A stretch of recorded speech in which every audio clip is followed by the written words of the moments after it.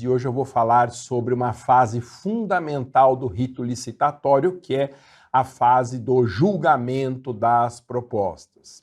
Antes disso, quero te lembrar que estão abertas as matrículas do meu curso completo Advogando em Licitações. Você encontra o link para saber mais sobre esse curso na descrição desse vídeo ou na minha bio do Instagram. E importante, semana que vem nós estaremos iniciando o processo de divulgação de uma mentoria Prime sobre inteligência artificial na advocacia. Essa mentoria, ela será uma mentoria em grupo e que terá também um acompanhamento individual. A mentoria ministrada pelo cientista de dados William Maza, que você conhece, e é reconhecidamente uma das maiores autoridades brasileiras em matéria de inteligência artificial na advocacia. Então, você encontra o link para integrar um grupo de super interessados, é um grupo de WhatsApp para quem quiser saber mais sobre essa mentoria Prime, quiser fazer a sua matrícula, você encontra o link para entrar nesse grupo. As ações para a entrada do grupo vão ser basicamente a partir da semana que vem. Mas, se você quiser já ir entrando, você encontra o link para aderir a esse grupo aqui também na descrição desse vídeo ou na minha bio do Instagram. Muito bem, hoje vamos falar então sobre um dos temas que eu abordo no curso Advogando em Licitações, um tema crucial que é o julgamento das propostas. Lembre, o artigo 17 da nova Lei Geral de Licitações e Contratos, a Lei 14.133, o artigo 17 lista as etapas do rito licitatório com os seguintes termos, abro aspas, artigo 17 falando: o processo de licitação observará as seguintes fases em sequência. Fase preparatória, depois, segunda fase, divulgação do edital, terceira fase, apresentação de propostas e lances, quarta fase, julgamento. Então, estamos falando da fase 4 do procedimento licitatório. Depois, num rito que foi inspirado na lei do pregão, vem a habilitação, que é a fase 5. A fase recursal unificada é a fase 6 e tudo termina, segundo a lei 14.133, na fase da homologação. Então, o que nós temos na fase de julgamento? Já foi preparada a licitação nessa fase que antecede o edital, não por acaso chamada de fase preparatória. O edital já foi publicado e as propostas já foram apresentadas também pelos licitantes. O momento agora é saber qual é a ordem classificatória dessas propostas segundo os critérios definidos no edital. É muito importante você saber que a nova lei de licitações ela foi muito econômica na normatização do rito licitatório. É isso mesmo.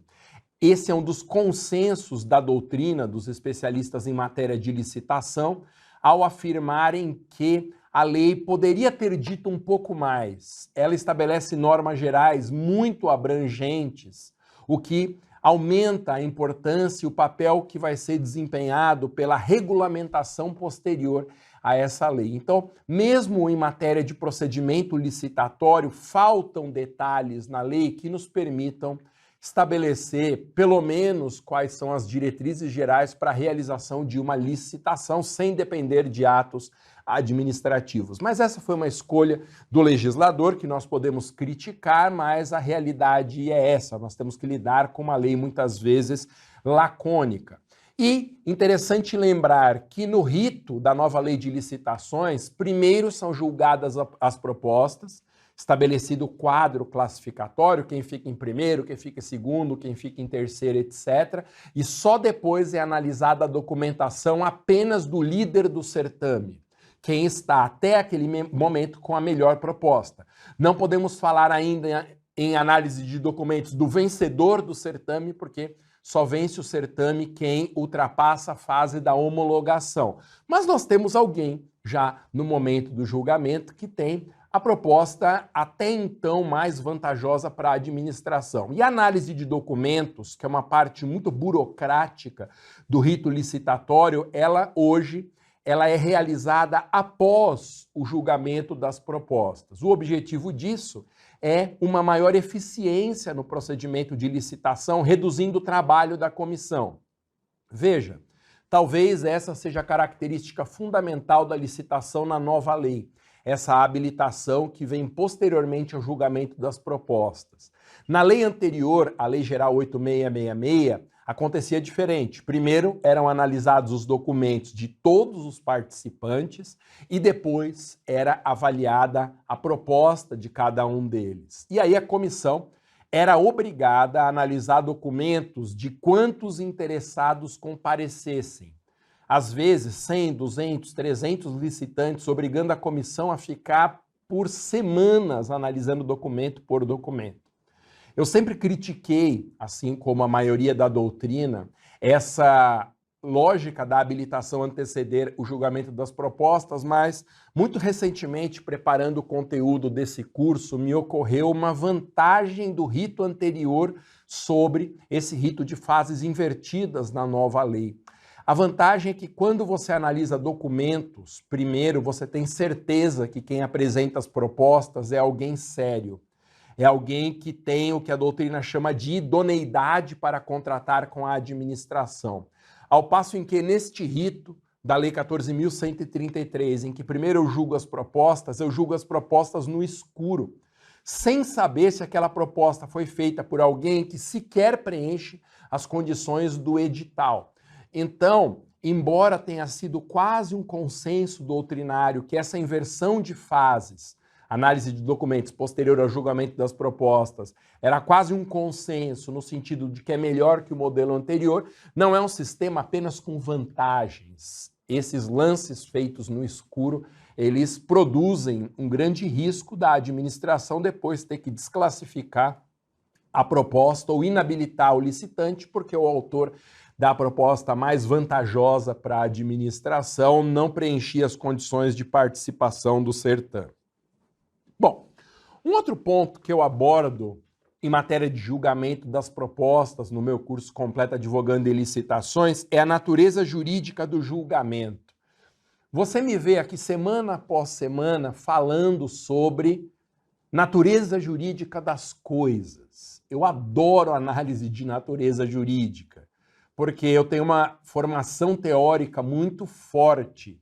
Eu sou da Escola de Direito da PUC de São Paulo e todos nós lá somos satélites do professor Celso Antônio Bandeira de Mello, que é um teórico brilhante do direito administrativo. E a análise da natureza jurídica, ao contrário do que muita gente acha, que é um esforço acadêmico sem sentido prático, a análise da natureza jurídica revela-se como algo de grande utilidade prática. Porque a partir do momento em que você define a natureza jurídica de um instituto, você diz o que esse instituto é para o direito, é possível delimitar também quais são as normas que incidem sobre aquele objeto. Então, a definição da natureza jurídica, que a doutrina chama de taxonomia ou taxinomia, é um passo fundamental que antecede a definição do regime jurídico. E no direito, o regime jurídico é tudo. As normas que se aplicam a determinada situação são o próprio direito, de modo que a definição da natureza jurídica é indispensável para que a gente saiba qual é o direito aplicável a uma determinada situação concreta. O julgamento, sem sombra de dúvidas, é um ato administrativo de natureza vinculada, ou seja, a administração pública, a comissão de contratação, o agente de contratação não tem autonomia para julgar como a melhor proposta segundo seus critérios de conveniência e oportunidade. Pelo contrário, a comissão de contratação ela está obrigada por lei a estabelecer um quadro classificatório com base no critério de julgamento do edital, sem que haja conveniência e oportunidade nessa decisão. A conveniência e oportunidade dessa decisão já está na lei. É o legislador que realizou esse juízo de avaliação do mérito da decisão, lá no plano da norma. Quando a administração vai executar essa norma e praticar um ato administrativo de julgamento das propostas, ela está amarrada, ela está dentro de uma conduta que nós chamamos de conduta ou competência vinculada àquela em que não remanesce qualquer margem de liberdade para o agente público ao executar a sua competência. E a partir daí, quando nós sabemos que o julgamento é um ato vinculado, porque não há outra escolha, ao agente de contratação, a não ser julgar como a proposta de maior vantajosidade, aquela que objetivamente assim se revelar, segundo os critérios de julgamento do edital. A partir disso, nós conseguimos também estabelecer quais são os mecanismos de controle sobre essa decisão. Tudo que acontece em matéria de licitação se passa semelhantemente ao que acontece de resto em todo o direito administrativo. Ou seja, os atos em direito administrativo, chamados de atos administrativos, eles são amplamente controlados por vários meios distintos que avaliam quer a sua legalidade, se ele for vinculado, quer o seu mérito ou aspectos de legalidade no mérito se o ato for discricionário. Então nós podemos falar como meios de controle do ato de julgamento, em primeiro lugar, o meio administrativo. Havendo ali algum erro que o licitante considere ocorrido no julgamento das propostas, ele pode, em primeiro lugar, segundo a lei, pedir uma reconsideração. Se não der certo, é possível interpor um recurso hierárquico à autoridade superior. Tudo isso eu ensino no curso. Antes de um recurso hierárquico, se você preferir, você pode provocar a autoridade superior para a correção daquele suposto vício no julgamento a partir de uma representação. O professor Marçal Justen Filho, a nossa maior autoridade no Brasil em matéria de licitações, ele diz isso. É sempre possível representar a autoridade superior, independente do recurso hierárquico, como uma carta na manga a mais. É possível representar para que ela avalie se houve alguma ilegalidade na conduta ali de um subordinado. Bom, eu estou falando aqui a respeito de alguns poucos pontos sobre julgamento das propostas, assuntos que são compatíveis com a nossa exiguidade aqui de 20, 30 minutinhos de bate-papo. E eu gostaria de falar um pouquinho agora sobre desclassificação das propostas.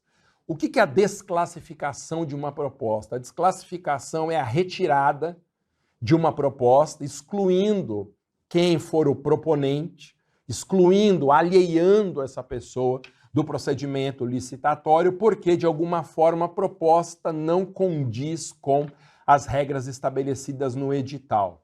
Seja porque essa proposta não é direta, às vezes ela não é feita em dinheiro, não é feita de forma incondicionada, muitas vezes ela está abaixo demais do valor médio de mercado e se torna uma proposta inexequível. Existem muitas razões para que uma proposta seja desclassificada. E o tema é disciplinado nos artigos de 59 a 61 da 14.133. A desclassificação também é um ato administrativo que declara o defeito na proposta, defeito constitutivo da desclassificação. Sua ocorrência deve ser ponderada pelo princípio da proporcionalidade e depende de um prejuízo ou inconformidade causada à proposta e aos demais licitantes. Isso é muito interessante. No regime da nova lei, mesmo que uma proposta contraria alguma regra do edital, não necessariamente isso gerará uma nulidade dessa proposta ou ali da fase em que o procedimento se encontra. É preciso que a comissão de contratação ou agente de contratação ou ainda o pregoeiro avaliem se aquela irregularidade na proposta torna a compreensão da proposta impossível ou prejudica de alguma forma a competitividade do certame. Isso é muito interessante porque significa dizer que, ao contrário da lei anterior, nem toda inadequação da proposta às regras do edital gera uma desclassificação. Às vezes é um problema formal que pode simplesmente ser ignorado. Suponha, por exemplo, o autor que faz uma proposta, ele acrescenta um zero a mais na proposta, mas fica evidente que aquele zero foi acrescentado por engano, a vírgula foi mal posicionada, então todo mundo oferece a prestação de um serviço na casa de 10 mil reais e uma proposta está ali R$1 milhão. E é claro, pela forma como está escrita, que a proposta não é de R$1 milhão. Foi um erro no posicionamento da vírgula ou algo parecido. Veja, Esse pequeno erro, essa mera irregularidade, essa superficialidade, ela não prejudica a compreensão da proposta. É para todos evidente ali que a proposta está de acordo com a média dos demais proponentes. Então, é possível que se faça hoje uma avaliação do impacto da irregularidade sobre o rito, de modo que se a irregularidade não tiver um impacto decisivo à competitividade ou à própria compreensão da proposta, a irregularidade ela é simplesmente desconsiderada e o procedimento segue sem nenhum tipo de nulidade. Interessante. Beber uma aguinha aqui, gente. São basicamente 3 os atributos gerais de uma proposta considerada válida. Atributos genéricos. O que uma proposta em licitação precisa ter para que ela se considere válida e tenha ali uma competitividade avaliada em relação às demais? Primeiro, a proposta tem que ser certa. Segundo, a proposta tem que ter o atributo da seriedade. E terceiro, o atributo da execuibilidade. Falando muito rapidamente sobre esses 3 atributos. O atributo da certeza significa que a proposta tem que ter uma formulação objetiva e definida. Ou seja, a proposta tem que ser em dinheiro. Quanto que você quer pelo bem, quanto você quer pelo serviço, quanto você quer para construir e realizar aquela obra. Não se admite, por exemplo, uma proposta em unidades financeiras. Você pega aqui em São Paulo, por exemplo, tem a UFESP. A UFESP é um índice utilizado pelo Estado de São Paulo para atualização de valores, para que os valores não se percam com a inflação. Eu não posso fazer em licitação uma oferta atrelada ao UFESP, porque isso não é uma proposta direta em dinheiro. Ao contrário, ela é uma proposta variável e não terá nenhum tipo de critério objetivo que permita comparar essa proposta com as demais. O que é o atributo da seriedade de uma proposta? Significa que a proposta não deixa margem, diz o professor Marçal, para subterfúgio ou revogação. Então, por exemplo, se você abre um envelope de propostas e está escrito assim: a minha proposta é o valor X, e aí diz qual é o valor, se a inflação se mantiver no patamar atual. Veja, essa proposta é condicionada. A proposta foi feita em determinado valor se a inflação não escalar. Essa é uma proposta que tem que ser desclassificada, porque ela não é direta, ela não é incondicionada, ela está vinculada a um evento futuro e incerto. Como que nós vamos saber se a inflação vai manter o mesmo patamar daqui para frente ou não? E mesmo que soubéssemos, essa proposta ela não consegue ser cotejada com as demais. Como avaliar se essa é a melhor proposta, se ela está ali vinculada a determinada ocorrência? E por fim, aquele atributo que eu considero mais importante das propostas no rito da 14.133 é o atributo da execuibilidade. O que é uma proposta execuível? É aquela em que há uma possibilidade jurídica e material de sua execução. Possibilidade jurídica e material de execução dessa proposta. Então, um exemplo, um valor apresentado em uma planilha de custos ignorando a carga tributária. Na licitação brasileira, sempre que é feita uma proposta, tem que ser juntada uma planilha de custos, principalmente em contratos de maior complexidade, porque a partir dessa planilha que a administração sabe dizer se o particular que está fazendo aquela oferta, ele sabe o que está fazendo. Porque não interessa para a administração contratar alguém que mal sabe planilhar os custos que terá. Portanto, uma proposta baseada em uma contabilidade que seja fluida, que seja uma contabilidade movediça, ela não é uma proposta que pode interessar para a administração, ela tem que ser excluída. Então imagina que essa planilha é aberta de determinado licitante e lá não está computado o custo da carga tributária. Ou seja, ou o sujeito já está planejando sonegar, o que é um ilícito, que não pode ser aceito pela administração pública, ou ele não sabe o que está fazendo. Como que você vai calcular custo? Para apresentar uma proposta, se você não leva em consideração um dos elementos cruciais para a definição de uma proposta, que é a carga tributária. Então, isso mostra que essa proposta, apenas no exemplo que eu trouxe aqui, é uma proposta inexequível e deve ser desclassificada. Outro papel, gente, que eu cumpro ministrando o curso para os meus alunos, o curso completo Advogando em Licitações, é introduzir esses alunos ou acostumá-los a uma nomenclatura que é muito própria do subnicho licitatório.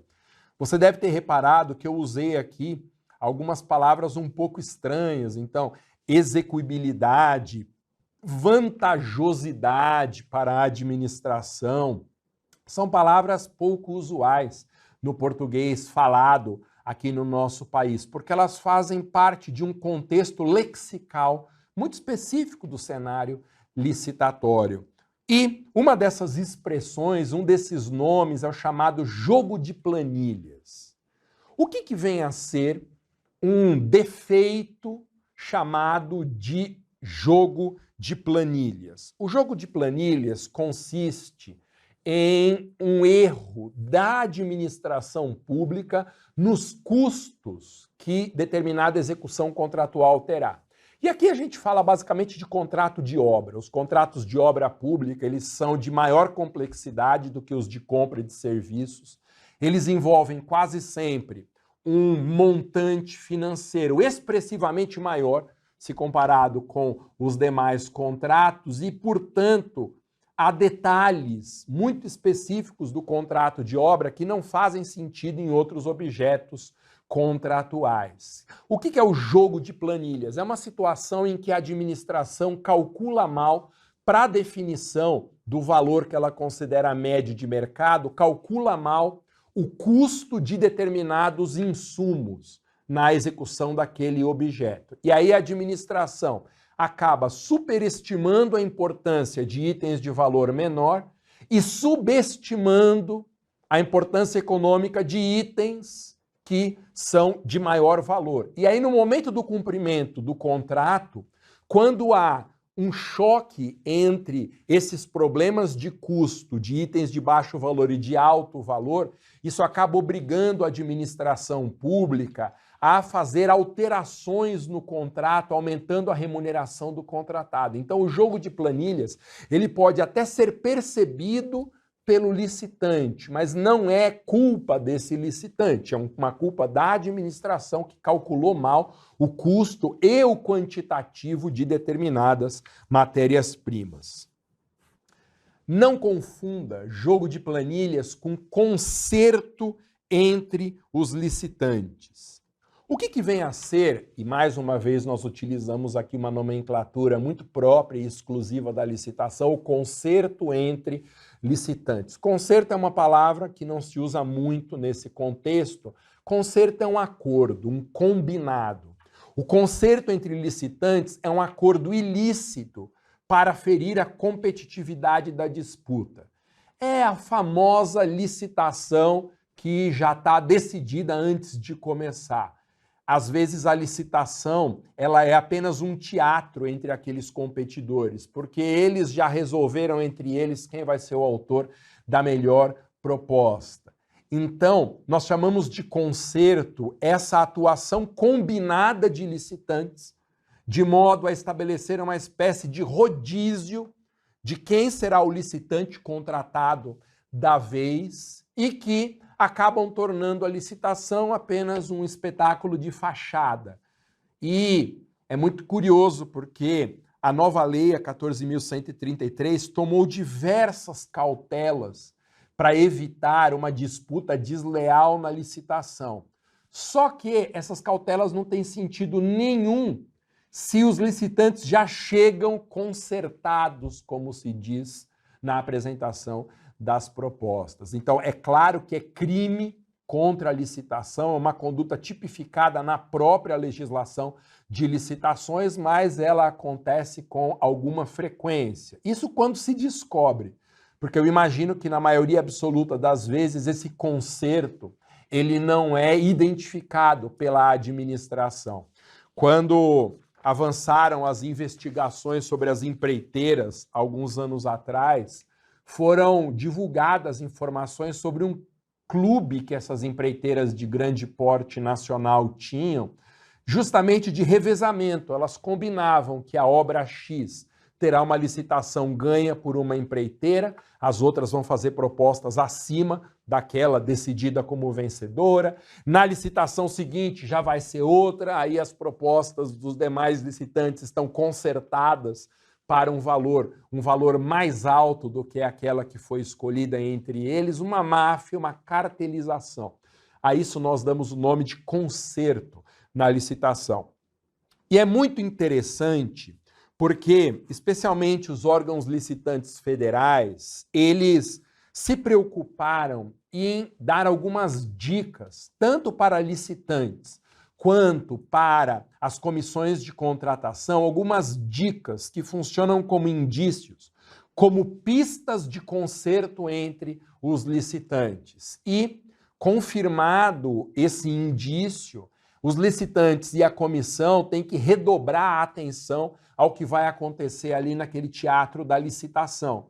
Porque se houver alguma suposta irregularidade, algum desses indícios se confirme, é preciso representar a autoridade superior, avisar a comissão de contratação, em casos mais graves, representar o Ministério Público, o Tribunal de Contas e, por que não, em último caso, até o Poder Judiciário. Então, termino mencionando alguns indícios, no curso eu trato de todos, mas alguns indícios que mostram que a licitação pode ter conserto entre os licitantes. Veja que interessante, esse documento não fui eu que produzi, eu apenas estou lendo aqui, muito interessante esse documento produzido pelos órgãos licitantes e federais de controle.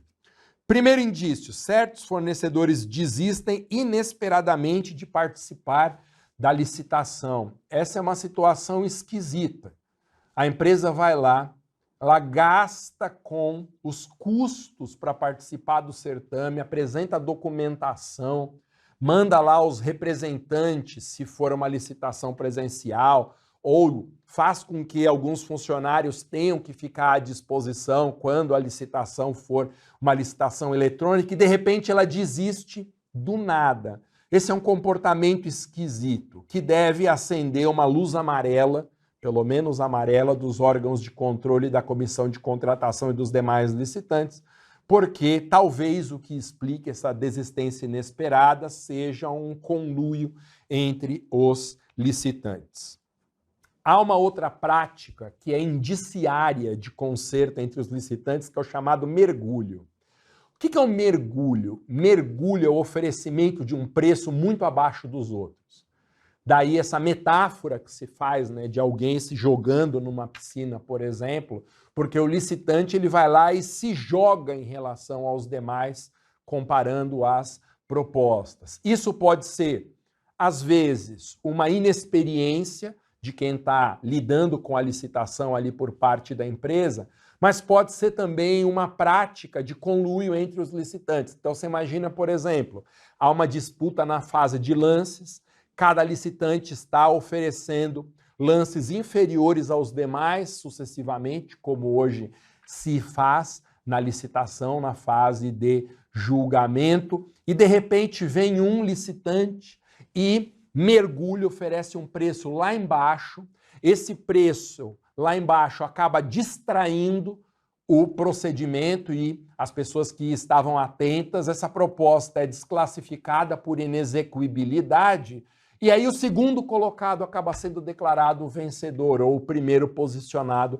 na ordem classificatória. Esse é um mergulho de conluio. Ele é feito para atrair os holofotes da comissão e dos licitantes e servir como cortina de fumaça para uma outra proposta que aí vai se sagrando vencedora após a exclusão da proposta em que teve mergulho. Outra coisa interessante, outro elemento indiciário de conserto entre os licitantes.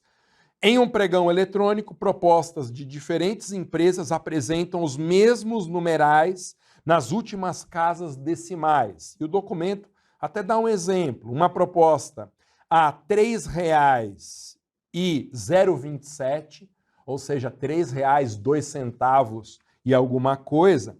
E a outra proposta de outro licitante vem a R$ 2,027 também. Aí você contrasta, você coteja as duas propostas e fala, mas não é possível. Não é possível que até na terceira casa após a vírgula as propostas tenham a mesma numeração.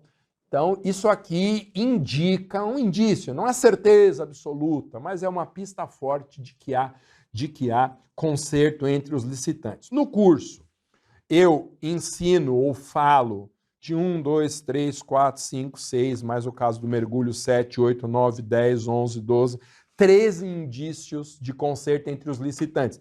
E para que serve conhecer esses indícios? Para se você advogar para uma empresa que está sendo prejudicada na disputa por um suposto conserto entre os licitantes, você acusar essa irregularidade à comissão de contratação. Se não der certo ao superior hierárquico, se não funcionar ao Ministério Público, ao Tribunal de Contas, e ainda a possibilidade sempre muito importante da via judicial, de promover uma denúncia mesmo ao Ministério Público, aos demais órgãos de controle e, quem sabe, ali entrar com alguma medida judicial para anulação dessa licitação consertada. Bom, gente, eu teria aqui muitos outros detalhes para abordar, mas nós já atingimos aqui, passamos até da meia hora, que é o prazo máximo em que eu aceito que nós falemos aqui, porque ninguém me aguenta ouvindo mais do que 30 minutos do que eu falo. Então, se você se interessou por esse conteúdo, se ele faz sentido na sua advocacia, não deixe de fazer parte dessa turma. As matrículas estão abertas, você pode se matricular hoje mesmo no curso completo Advogando em Licitações. O link você encontra aqui no descritivo desse vídeo ou na minha bio do Instagram. Lembrando também que na semana que vem nós vamos abrir um grupo de super interessados num novo curso da minha escola, que é a Mentoria Prime de Inteligência Artificial na Advocacia. Essa é uma mentoria em grupo, mas que terá acompanhamento individual. O acompanhamento e a mentoria estão a cargo do cientista de dados William Mas, o meu irmão, que vocês conhecem aqui de tantas e tantas lives, uma reconhecida autoridade em matéria de inteligência artificial na advocacia. Se você tem interesse nesse novo curso, se você quer utilizar as ferramentas de inteligência artificial para melhorar o seu negócio, essa é uma mentoria de implementação de ferramentas. Não é uma teoria sobre ferramentas de inteligência artificial, é como que se implementa, como se executa, se aplica na prática cada uma dessas ferramentas no dia a dia do seu escritório. Já há um link para quem já quiser entrar no grupo, embora eu não tenha divulgado ainda, porque as ações desse novo curso estão concentradas na semana que vem, mas você encontra um link para fazer parte desse grupo de WhatsApp de super interessados, porque o lançamento vai acontecer somente dentro desse grupo. Para quem tem acompanhado os cursos novos da minha escola, esse é o padrão que a gente tem utilizado de lançamento de cursos. A gente tira os interessados do barulho da internet, a gente monta um grupo exclusivo de WhatsApp, o grupo fica no silencioso, só tem postagens nossas da escola e dos professores, justamente para não incomodar. E ali dentro do grupo é que acontece o lançamento. Todas as informações são passadas lá, as dúvidas são tiradas dentro desse grupo também, e principalmente o link para matrícula você só vai encontrar dentro do grupo de WhatsApp. Lembrando que as matrículas dessa mentoria Prime vão abrir sexta-feira da semana que vem. Então, estou fazendo essa transmissão aqui, se não me engano, dia 28 de maio de 2024, daqui a uma semana, na sexta-feira, uma semana e meia, né, gente? Hoje é uma terça. Uma semana e meia, daqui uma semana e meia, abrem as matrículas desse curso. Entre no grupo de super interessados, porque você vai adorar essa mentoria Prime. Esse foi mais um episódio do programa e podcast Advogando em Licitações. transmitido ao vivo todas as terças-feiras, 19 horas e 7 minutos, horário de Brasília, e às sextas-feiras, às 11 horas da manhã, em todas as minhas redes. Você pode assistir às reprises desse conteúdo nas minhas redes também, e o que não for transmitido ao vivo, então, por exemplo, eu tenho algumas redes em que não há transmissão ao vivo. Eu subo a reprise da live já no dia seguinte, tá bom? Então, se você, por exemplo, está no Instagram da minha escola, da Escola do Maza, a transmissão ao vivo é pelo Instagram Professor Maza. Aí eu pego essa reprise e lanço no dia seguinte também nesse outro perfil do Instagram. Isso funciona também para outros canais que eu tenha lá no YouTube, para páginas de Facebook. Um dia depois da live você já encontra aí sim em todas as minhas redes a reprise para você assistir. Valeu, bom feriado para vocês. Sexta-feira tem live, hein? Mesmo no meio do feriado. Se Deus quiser, nos encontraremos lá. Valeu, muito obrigado, até mais. Tchau.